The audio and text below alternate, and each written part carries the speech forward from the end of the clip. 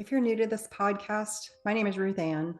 My husband Lance was a service connected, disabled U.S. Navy veteran.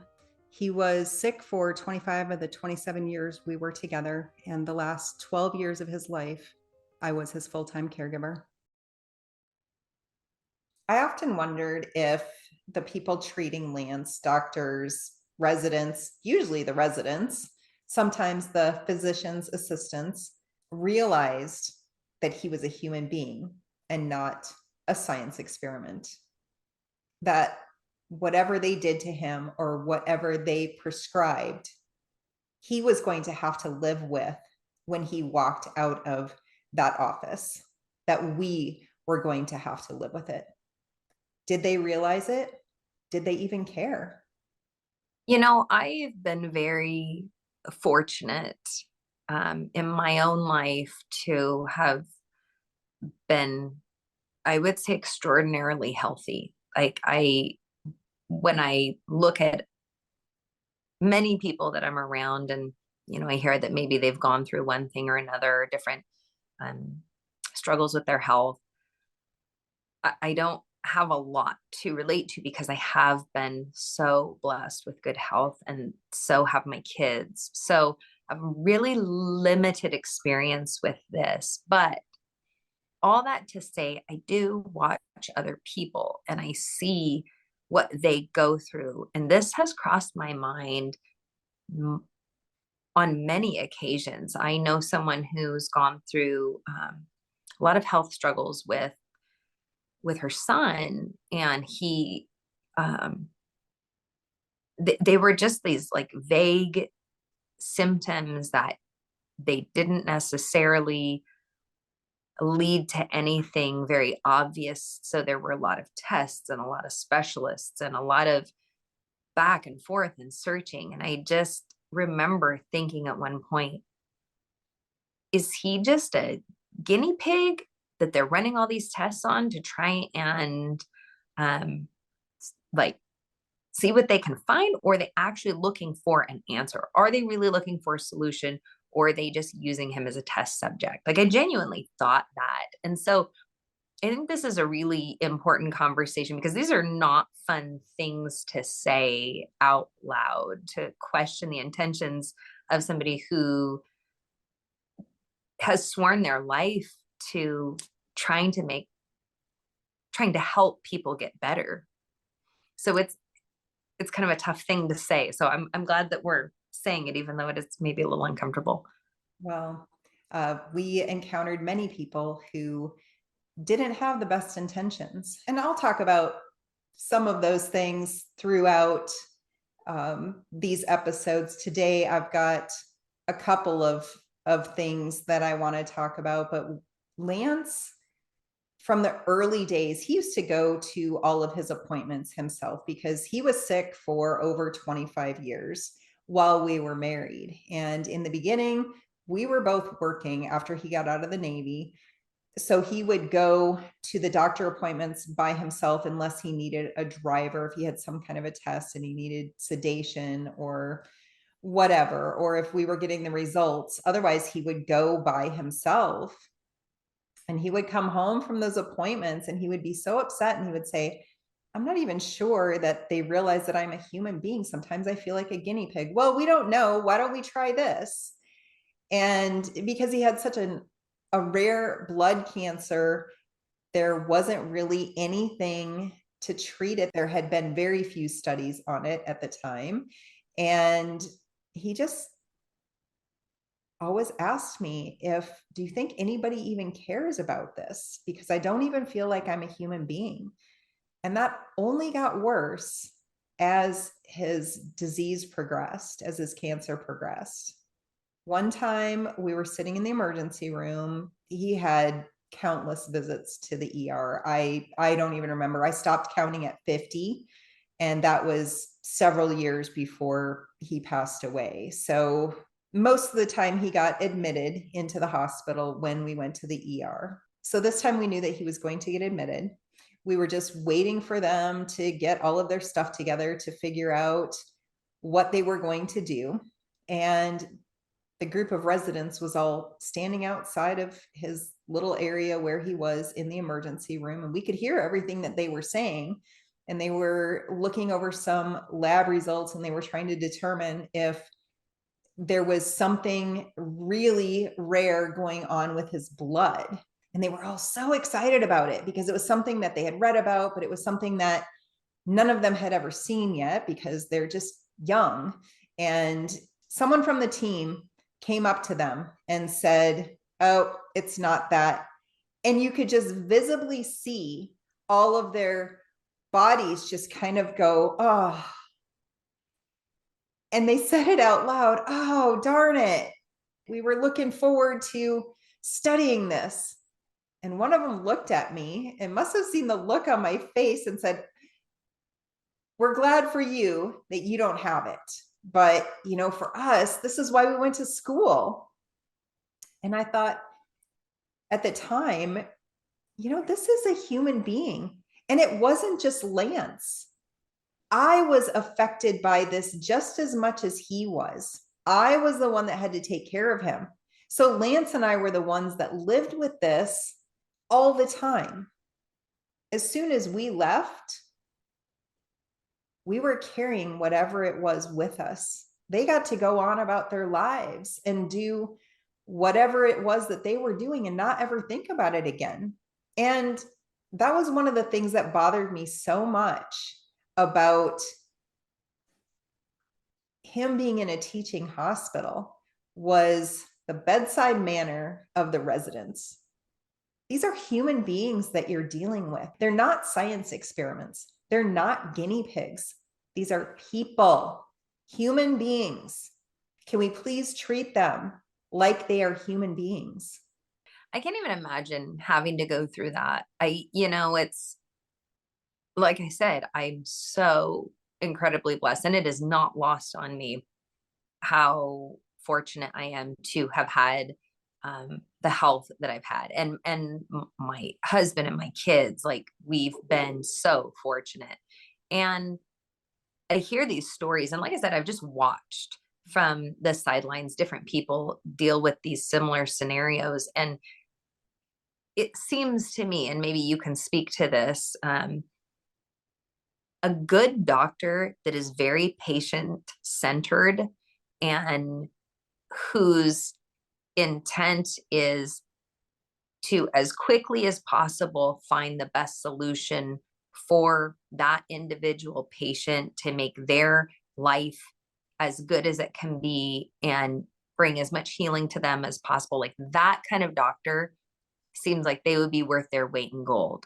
Not somebody who is dismissive, not somebody who is using you as a science experiment, not somebody who is just trying to get you out of their office and get on to the next person. And this isn't, for me, not a criticism of doctors. It's just a realization that if you are going to commit your life to helping others, that would seem to me that that needs to continue to be your focus, is actually helping, not trying to, conduct experiments. Well, and this was more to do with the residents. That was most often where the problem was. And like I said, those are young doctors. They're in their 20s. And often, some of them are older, but they haven't had the life experience. But I don't think that that's an excuse. I think that if that's the case, if that's what is happening to patients because residents don't have the experience, then they should be trained better on how to deal with human beings. Because Lance had such a rare disease. And I think every single resident that ever saw him, and he saw dozens of them over the years, every single one of them said, "I've heard of this. I didn't think that I would ever see this," or "I've heard of it. I've never seen it before." So Lance was always one of the patients that they wanted to see because he had so many things wrong with him and he had such a rare disease that it always turned into It was almost like a little show. Like let's run this test and this test and this test. I felt like they overkilled it on the test because this new resident had never seen this and they wanted to see it for themselves. I mean, it really did feel like Lance was a science experiment all the years that he was sick and disabled in the hospital. And those were things that we had to live with when we left there. And thankfully, he had short-term memory loss and he had dementia, and that's an awful thing to say. Thankfully he had that, but that was what I always thought of when I took him home, was he those memories might be there somewhere, but it's not something that he's going to carry with him constantly. And so I was always thankful for that, but I carried it with me constantly. It is still with me today. All of the traumatic experiences that we had, because Lance was not treated like a human being, he was treated like a science experiment. And I can understand the fascination. I was fascinated by his brain.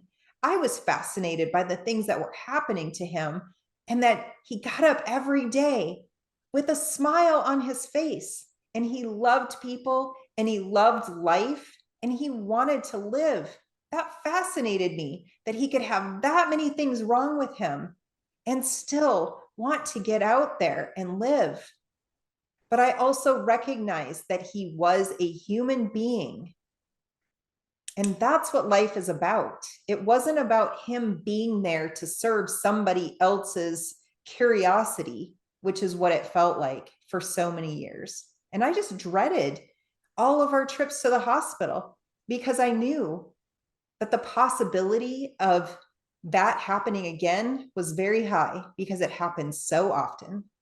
I have a question on the other side of this. So, for those who might be dealing with something that's very common, like it's a very common illness or a very common disease, in the instances where he did have something that was more common, did you find that people were more dismissive because it wasn't interesting and they just threw kind of blanket treatments at it, like, oh, this usually works, we'll do this, and didn't take it seriously, or again, see him as an individual and as a human being who you may see this every single day, but not every single person is going to react the exact same way to the treatments or the medication. So I wonder if on the flip side of that, if you have something common, if you were dismissed because you're not interesting. Yeah, we definitely saw that. He had central hypothyroidism, and he saw the endocrinologist for, I don't know, maybe a year or two. And this was in the early days of his disability. So he was still managing most of his medical stuff on his own. I wasn't really aware of a lot of these things. I was going to the appointments with him, but I was allowing him to make all of the decisions on his own because his mind was still intact. And after a couple of years, they just had everything managed either by his primary care doctor or he saw a physician's assistant.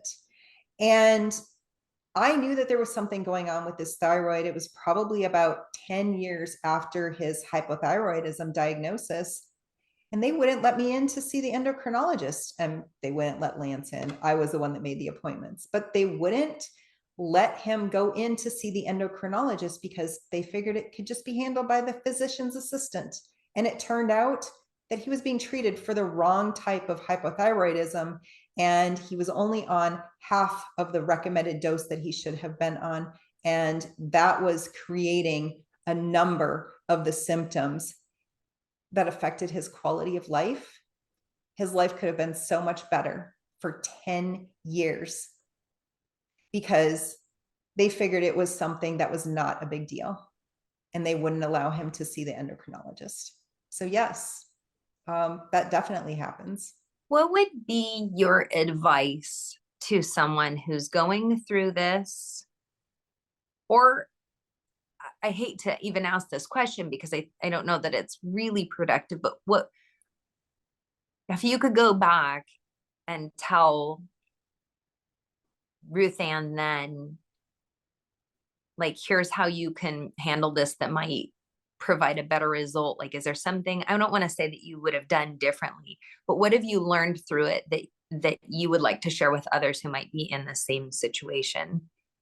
I think the main thing that I've learned is that there's a view of what a caregiver should be, and that is of a meek, submissive person. And so when I tried advocating for Lance, I was shut down a lot. And I, in the later years, I advocated very fiercely for him. And I got him the things that he needed finally. And I think that if I had it to do all over again, from the early days, I wouldn't let it bother me that somebody called me a bitch, or that somebody stood up to me because they didn't like the fact that I questioned them, because I knew my husband. I knew that there were things wrong with him. I knew that he needed things, even if there were people saying that he didn't. And so I would say to anybody, trust your gut. If you feel like something is not right, if you're unhappy with the way that your loved one is being treated, then stand up and say something. And if you don't get anywhere with that person, then go to their boss and go to their boss and keep going, because they're human beings and they matter. It's not just about science. It's about people. Exactly. Um, I think that's good advice for probably anybody, to trust your gut. You know what's best for you. You know what's best for the people that you are caring for.